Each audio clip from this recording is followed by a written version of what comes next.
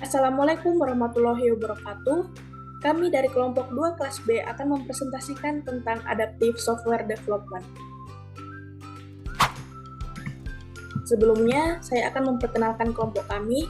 Yang pertama adalah Ahmad Zaki Fayus Rusdi dengan NIM D1211051. Yang kedua adalah saya sendiri, Mujilatu Kayama Juliantira dengan NIM D121211062. Yang ketiga adalah Muhammad Rifki Muafa dengan NIM D121211063. Selanjutnya ada Ruth Feralda Sakoikoy dengan NIM D121211066. Yang pertama, saya akan menjelaskan definisi dari Adaptive Software Development.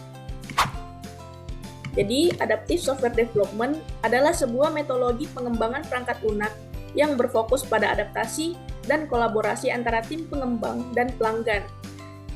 ASD ini didasarkan pada prinsip-prinsip Agile Development dan Extreme Programming yang menekankan pada pengembangan iteratif dan inkremental, komunikasi yang efektif antara tim pengembang dan pelanggan, dan adaptasi terhadap perubahan kebutuhan pelanggan. Secara keseluruhan, ASD ini memberikan pendekatan pengembangan perangkat lunak yang fleksibel, adaptif, dan berfokus pada kolaborasi antara tim pengembang dan pelanggan untuk menghasilkan produk yang berkualitas dan sesuai dengan kebutuhan. Selanjutnya, tahapan akan dijelaskan oleh rekan saya. Terima kasih sebelumnya. Selanjutnya saya akan menjelaskan mengenai tahapan dari Adaptive Software Development. Dalam Adaptive Software Development, tahapan terbagi atas 3 tahap utama, yaitu sebagai berikut. Yang pertama ada namanya speculation. Tahap speculation melibatkan identifikasi persyaratan, perencanaan, dan pengembangan rencana proyek. Pada tahap ini, tim pengembangan akan mengidentifikasi tujuan proyek, kebutuhan pengguna, dan batasan proyek yang mungkin akan mempengaruhi pengembangan perangkat lunak. Rencana proyek yang dihasilkan dengan melibatkan tim pengembangan, pelanggan, dan pengguna sehingga terdapat pemahaman bersama tentang apa yang perlu dicapai dan bagaimana cara mencapainya. Dalam penerapannya, tahap speculation terbagi menjadi 2 langkah, yaitu Project Initiation dan Adaptive Cycle Planning.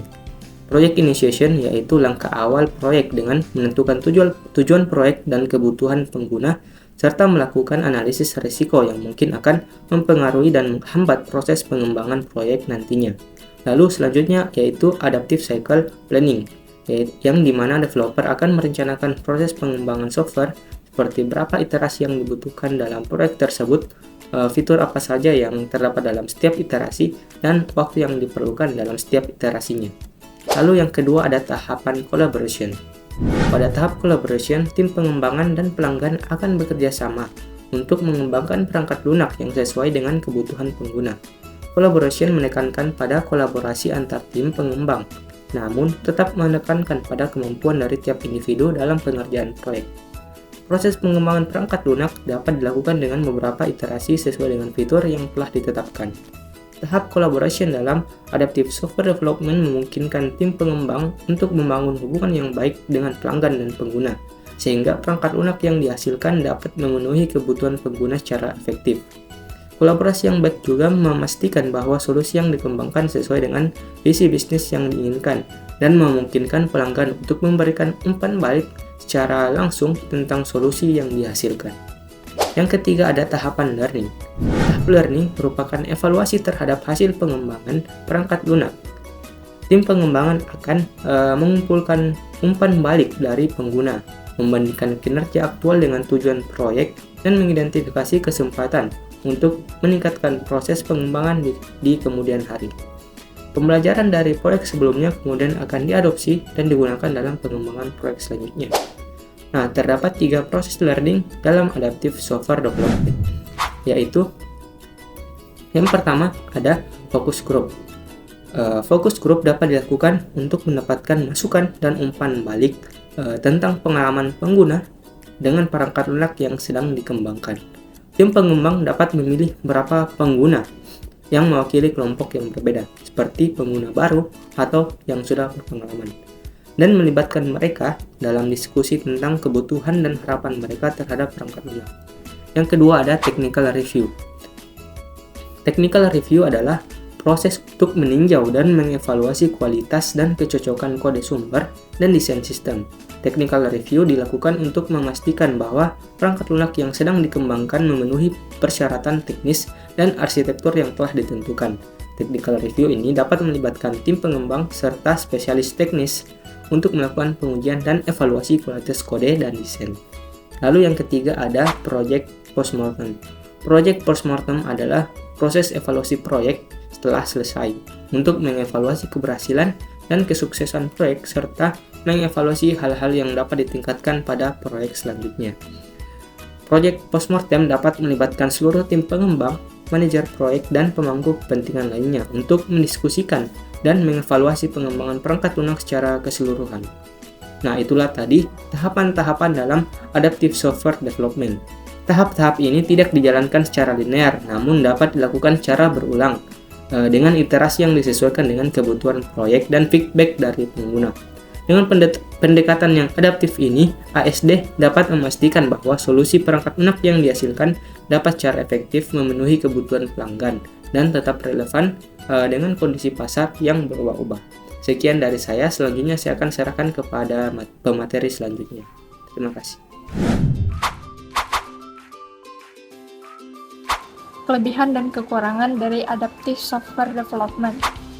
Kelebihan dari adaptive software development yaitu menambah produktivitas tim, menambah kualitas software, menambah kepuasan klien, menghemat biaya, serta mengurangi resiko kegagalan implementasi software dari segi non-teknis.